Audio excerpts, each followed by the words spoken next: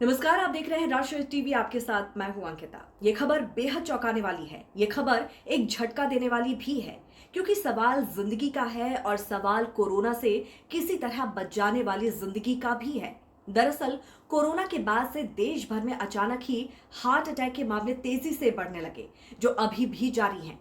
2 दिन ही पहले यूपी में एक दुल्हन अपनी ही शादी में डांस करते हुए अचानक हार्ट अटैक का शिकार हो गई। इससे पहले भी कई वीडियो सोशल मीडिया पर वायरल हो चुके हैं, जिसमें कभी कोई शख्स बारात में डांस करते करते हार्ट अटैक का शिकार हो गया, तो कोई पैदल चलते चलते हार्ट अटैक का शिकार हो गया।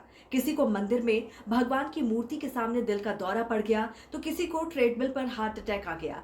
कॉमेडियन राजू श्रीवास्तव, अभिनेता सिद्धार्थ, पुनीत कुमार, तमाम सेलिब्रिटीज भी कम उम्र में हार्ट अटैक का शिकार हो गए। इसके बाद मीडिया में कोरोना की वैक्सीन और हार्ट अटैक का लिंक जुड़ने लगा। ये तक कहा जाने लगा कि जिन लोगों ने कोरोना की वैक्सीन ली, उन्हें कार्डियक अरेस्ट ज्यादा हो रहा है।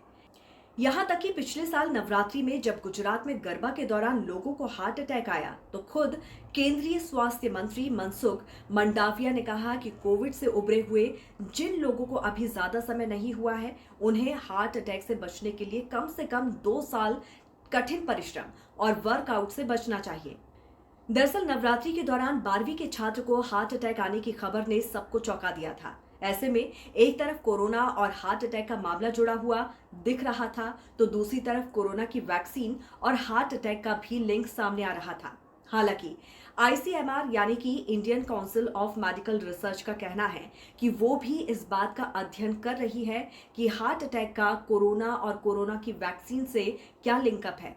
फिलहाल कोई फाइनल रिपोर्ट सामने तो नहीं आई है, लेकिन अब कोरोना की दवा बनाने वाली ब्रिटेन की फार्मास्यूटिकल कंपनी एस्ट्राजेनेका के कबूलनामे में दुनिया में तहलका मचा दिया है। एस्ट्राजेनेका ने पहली बार ये माना है कि उनकी कोविड-19 वैक्सीन से गंभीर साइड इफेक्ट्स हो सकते हैं। एस्ट्राजेनेका ने यूके हाई कोर्ट में कबूल किया है कि कोविड-19 वैक्सीन से थ्रोम्बोसाइटोपेनिया सिंड्रोम यानी कि टीटीएस जैसे साइड इफेक्ट्स हो सकते हैं।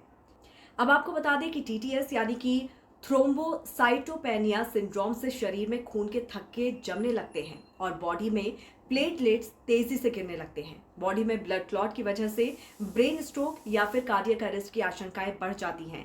एस्ट्राजेनेका ने इस साल फरवरी महीने में यूके हाईकोर्ट के सामने अपनी वैक्सीन के साइड इफेक्ट के आरोपों को स्वीकार किया।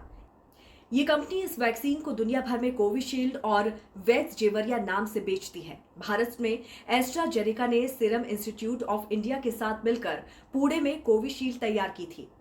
कोरोना के बाद से ही देश भर में अचानक लोगों के दम तोड़ देने की घटनाएं बढ़ गई। हालात ये हो गई कि ट्विटर पर हैशटैग हार्ट अटैक तक ट्रेंड करने लगा।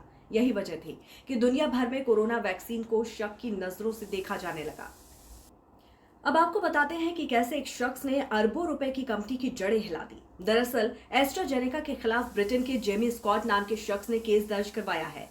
स्कॉट का आरोप है कि कंपनी की कोरोना वैक्सीन की वजह से वो थ्रोम्बोसाइटोपेनिया सिंड्रोम की समस्या से जूझ रहे हैं और वो ब्रेन डैमेज का शिकार हो गए हैं। सिर्फ जेमी स्कॉट ही नहीं, बल्कि दर्जन भर से ज्यादा लोगों ने कंपनी के खिलाफ कोर्ट में शिकायत दर्ज की है।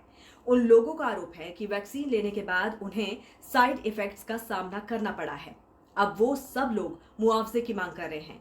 अब आपको बताते हैं कि कोर्ट में कंपनी ने अपने पक्ष में क्या कहा और क्या क्या कबूला।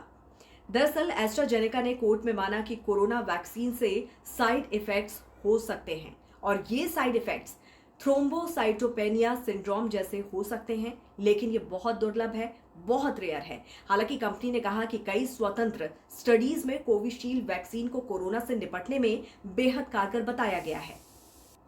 ऐसे में किसी भी फैसले पर पहुंचने से पहले तमाम स्टडीज पर भी गौर करना चाहिए। साथ ही कंपनी ने यह भी कहा कि कोविड-19 महामारी के दौरान वैक्सीन की मदद से दुनिया भर में 60 लाख लोगों की जिंदगियां बचाई गई हैं।